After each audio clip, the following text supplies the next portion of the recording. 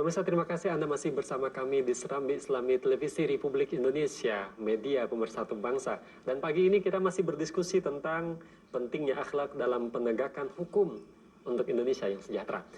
Dan dua orang tersebut sudah hadir bersama kita. Yang pertama Bapak Dr. Kiai Haji At-Thabik Lutfi, dan yang kedua Bapak Dr. Honoris Causa Sultan Junaidi. Dan kami sampaikan salam bagi Anda yang baru bergabung bersama kami. Baik Pak Ustadz, kita lanjutkan. Akhlak tadi definisinya sudah disampaikan kepada kita, luar biasa dalam. Nah, terkait dengan penegakan hukum dari aspek kacamata agama, seperti apa akhlak yang ada itu? Kalau tadi kan beliau praktisi nih, kita dari aspek beliau yang lanjutkan. Dia lanjutkan. Prakteknya yang seperti apa? Silakan. Baik, surat An-Nisa ayat 135 dan surat Al-Maidah ayat yang ke-8 layak menjadi bahan renungan bersama ketika kita memasukkan aspek akhlak dalam penegakan hukum. Kedua-duanya menggunakan bahasa yang sama atau yang kita sebut sebagai mirip. Ya ayyuhalladzina amanu kunu qawwamina lillah syuhada'a bil qisti.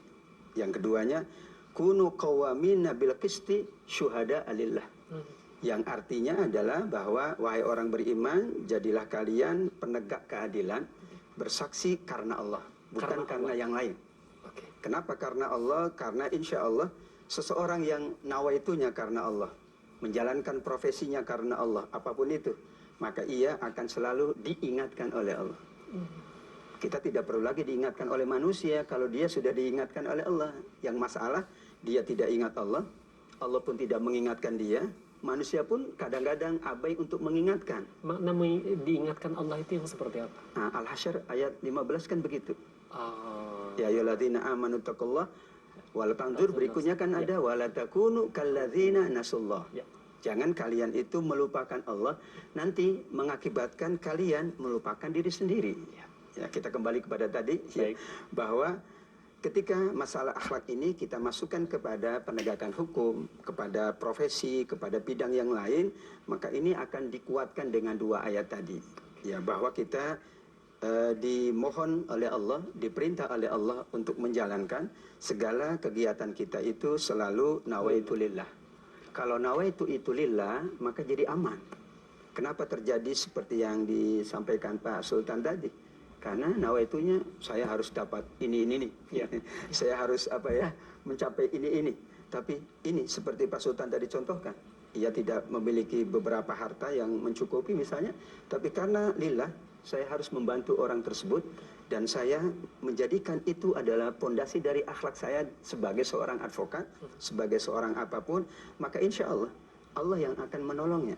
Nanti yang berperkara pun tertolong, yang menyelesaikan pun tertolong, dan akhirnya masyarakat juga tertolong. Terjadilah tadi, kenapa untuk Indonesia sejahtera? Karena kesejahteraan itu kan tidak hanya dimaknai sebagai kesejahteraan lahiriah, tapi ada kesejahteraan batiniah. Seperti apa mewujudkan kesejahteraan batiniah itu? Ya, kalau lahirnya kan terpenuhi ya kebutuhan fisik kita, makan, minum, bisa terlihat. Sementara yang batiniah, kesejahteraan batiniah itu adalah ketenangan, keharmonian, kedamaian, kerukunan. Kalau bahasa sekarang guyub. Ya. Kan nyaman antara seorang dengan yang lain, guyub, akrab, akur. Meskipun secara finansial tentu Allah sudah menentukan, masing-masing kan Allah sudah takarkan lah kira-kira. Tapi kalau bab batiniah kita yang mengusahakan, yang bab kesejahteraan batiniah kita yang mengusahakan. Kalau terpenuhinya kesejahteraan lahiriah, mendorong kita untuk memenuhi kesejahteraan batiniah luar biasa. Berarti kita dapat Rabbana atina fid dunya hasanah wa fil akhirati hasanah. Nah, fid dunya ini kan konotasinya adalah konotasi pemenuhan secara lahiriah. Akhirat ini konotasinya pemenuhan secara batiniah. Artinya